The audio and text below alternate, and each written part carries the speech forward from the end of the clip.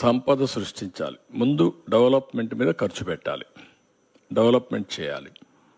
దీనివల్ల సంపద సృష్టించబడుతుంది, దీనివల్ల ఆదాయం పెరుగుతుంది. ఆదాయం పెరిగినప్పుడు మళ్ళీ ఆ డబ్బుల్ని సంక్షేమానికి ఖర్చు పెడతాం, అదే మాదిరిగా మళ్ళీ డెవలప్మెంట్ కోసం ఖర్చు పెడతాం, మానవ వనరుల కోసం ఖర్చు పెడతాం.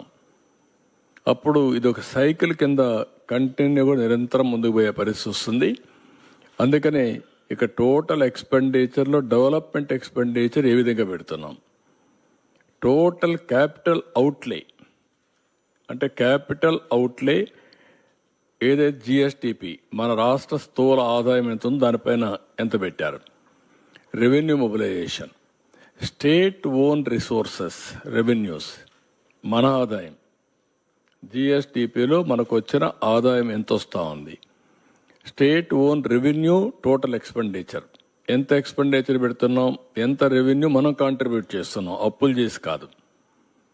Fiscal prudence, gross financial deficit జిఎస్టిపికి, రెవెన్యూ డెఫిసిట్ జిఎస్టిపికి, debt index, interest payment revenue receipts, ఎంత ఆదాయం వస్తూ ఉంది దానికి ఎంత ఇంట్రెస్ట్ పే చేస్తున్నాం, అవుట్ స్టాండింగ్ లైబిలిటీస్ ఎంత అప్పు ఉంది, ఎంత జిఎస్టిపి ఉంది. ఇవన్నీ కూడా చేసి డెట్ సస్టైనబిలిటీ, అప్పు చేయడమే కాకుండా అప్పు తిరిగి పే చేసే శక్తి మనకుందా లేదా, అవి చూసిన తర్వాత growth rate of interest repayments కూడా పేమెంట్స్ ఉన్నాయి. ఇవన్నీ పెట్టుకొని చేశారు. ఇది GSTP at current prices for the year 2022-23 తయారు చేసిన రిపోర్ట్. నెక్స్ట్, ఇది వీళ్ళు ఇచ్చిన report.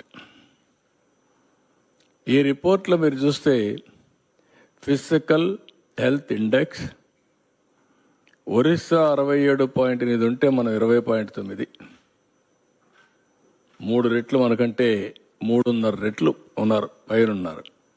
Then Chhattisgarh, then Goa, Jharkhand, Gujarat, Maharashtra, Uttar Pradesh, Telangana, Madhya Pradesh, Karnataka, Tamil Nadu, Rajasthan, Bihar, Haryana, Kerala, West Bengal, Andhra Pradesh. మన కింద ఒక్క పంజాబే ఉంది.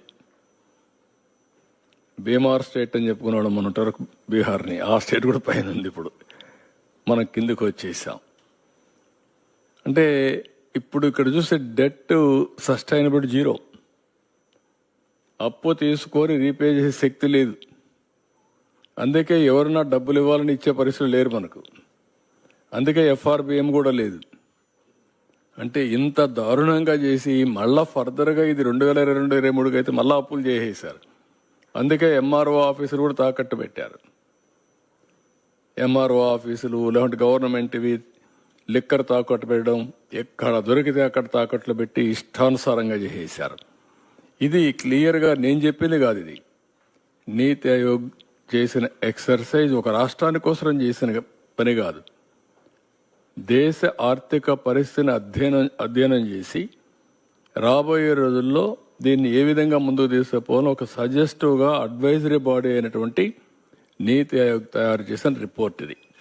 చూసారు కదండి. మరి ఈ వీడియో కనుక మీకు నచ్చినట్లయితే ఒక లైక్ కొట్టేసి మీ అభిప్రాయాన్ని కూడా కామెంట్ బాక్స్లో తెలియజేస్తూ ఇలాంటి ఇంట్రెస్టింగ్ అప్డేట్స్ కోసం మా ఛానల్ని సబ్స్క్రైబ్ చేసుకోండి.